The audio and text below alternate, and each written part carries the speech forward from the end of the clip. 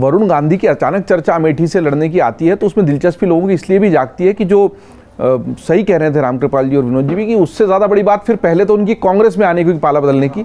और दोनों भाई जब केदारनाथ में मिले थे पूजा के पहले अलग से, तब भी ये चर्चा इसी तरीके से जोर पकड़ी थी कि काफ़ी अरसे बाद उनकी इस तरह से 35 मिनट बात हुई थी, पारिवारिक मुलाकात हुई थी। तो उस पर भी ले जाऊंगा। और उस वक्त भी जब मीडिया में इस तरह की खबरें आई, हमारे भी वीडियो बने, उन वीडियो को बहुत देखा गया, वो लोग शेयर भी कर रहे हैं कि वो घटना ज़्यादा अलग होगी, क्योंकि जिस तरह की खींचतान दोनों परिवारों में रही, एक ही परिवार के बीच में एक अलग तरह की लकीर खींच गई और सारी दुनिया को वो पता है, और दोनों का राजनीतिक द्वंद्व भी वहाँ से अलग अलग हो गया। वरुण गांधी ऐसे राजनेता हैं जिन्होंने शुरू से अपनी एक अलग छवि बनाने की कोशिश की है, और वो विचार के स्तर पर भी अपने आप को अलग तरीके से प्रस्तुत करने की कोशिश करते रहे। हाथ काटने की बात से लेकर आगे फिर भाजपा के भीतर ही भाजपा को लेकर मुखर होने।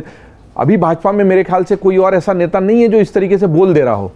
कभी कभी कुछ बयान नितिन गडकरी जी के आ जाते हैं, या ऐसे दो एक नेता ही हैं जो इस तरीके से बोल पा रहे हैं भाजपा में, इसलिए भी वो ज़्यादा चर्चा में बने रहते हैं।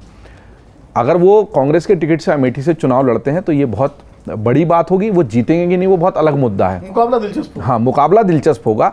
और अभी ये सब कयास हैं, अटकलें हैं, ये कहा नहीं जा सकता। हो सकता है उनको भाजपा से ही पीलीभीत से वापस टिकट मिल जाए, और जो अनुराग जी कह रहे थे कि केवल यहाँ से टिकट न चला जाए, इसकी वजह से हवा में इस तरह की शिगुफे छोड़े जाते हैं कई बार कि देखो भाई मेरे को यहाँ से नहीं दोगे तो मैं वहाँ से लड़ लूँगा। हालांकि इस बात में भी कोई दम नहीं है कि भाजपा उनके अमेठी जाने से डर जाएगी, और पीलीभीत, भाजपा के पास अभी डर वाली कोई चीज़ अमेठी में बची नहीं है।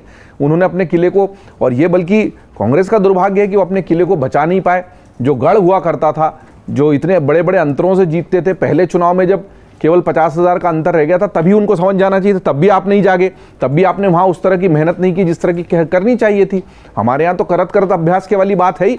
स्मृति ईरानी ने 14 से लेकर अभी तक उसको नहीं छोड़ा, मेहनत करती रही, गाँव गाँव गई कार्यकर्ताओं का। और जो बात उनकी मंच से आई थी, हम चाहेंगे इसमें वो क्लिप भी चला सकते हैं, कि बूथ पर खड़े करने के लिए कार्यकर्ता नहीं मिले थे, हमले हो रहे थे, जान से मारने की धमकी थी, और एक कार्यकर्ता की हत्या भी हो गई। देखिए ये देखना चाहिए। के बाद बरोलिया नाम के गांव में हमारे एक कार्यकर्ता की हत्या हो गई थी। हमने अर्थी उठाई है उस कार्यकर्ता की, वो बोझ हम जिंदगी भर नहीं भूलेंगे।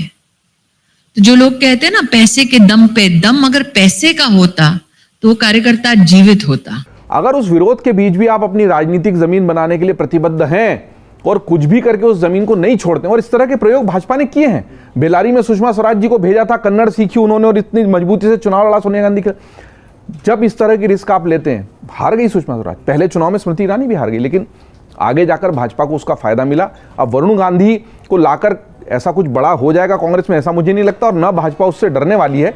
लेकिन हाँ, चूंकि इस चुनाव में अब 370 और 400 का आंकड़ा आ जाने के बाद बहुत दिलचस्पी बची नहीं है, तो ज्यादा दिलचस्पी इसी बात में रह जाएगी कि किस सीट से कौन लड़ रहा है। अगर आप ये वीडियो YouTube पर देख रहे हैं तो हमारे चैनल को सब्सक्राइब करें और बेल आइकन को दबाना ना भूलें। अगर आप Facebook पर ये वीडियो देख रहे हैं तो हमारे पेज को लाइक करें।